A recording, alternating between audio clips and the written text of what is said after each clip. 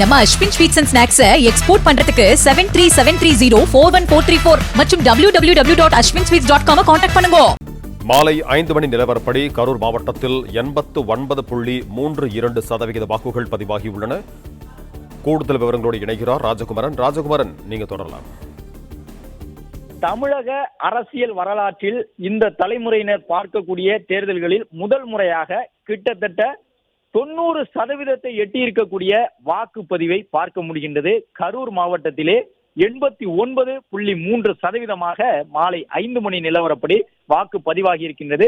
எனவே பல மாவட்டங்களிலே 90% இந்த முறை வாக்குப்பதிவு கடந்திருக்கின்றது. இது எவ்வளவு பெரிய தாக்கத்தை இந்த தேர்தல் முடிவில் ஏற்படுத்த போகின்றது என்பதுதான் இப்பொழுது பலருக்கும் முன்பாக இருக்கக்கூடிய ஒரு கேள்வி. இன்னும் அரை மணி நேரம் மட்டும்தான் இருக்கின்றது. அரை மணி நேரத்திற்குள்ளாக ஆயிரக்கணக்கான வாக்காளர்கள் வாக்களிக்க கூடும். கரூர் மாவட்டம் 90% எட்டி இருக்கின்றது என்று சொல்லும் விதமாக 89.3% வாக்குப்பதிவை பெற்றிருக்கின்றது. கரூர் மாவட்டம் கரூர், அரவக்குறிச்சி, கிருஷ்ணராயபுரம், குளித்தலை உள்ளிட்ட சட்டப்பேரவை தொகுதிகளை உள்ளடக்கி இருக்கக்கூடிய கரூர் மாவட்டத்திலே 89% வாக்குகள் பதிவாகி இருக்கின்றது என்பதை பார்த்து கொண்டிருக்கின்றோம். கரூரிலே கடந்த முறை 83% வாக்குகளே பதிவாகி இருந்தது.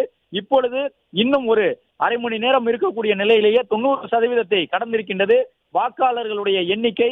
எனவே தமிழகத்தில் பல மாவட்டங்களில் பல சட்டப்பேரவை தொகுதியில் 90%க்கும் கூடுதலாக வாக்குகள் பதிவாக போகின்றது.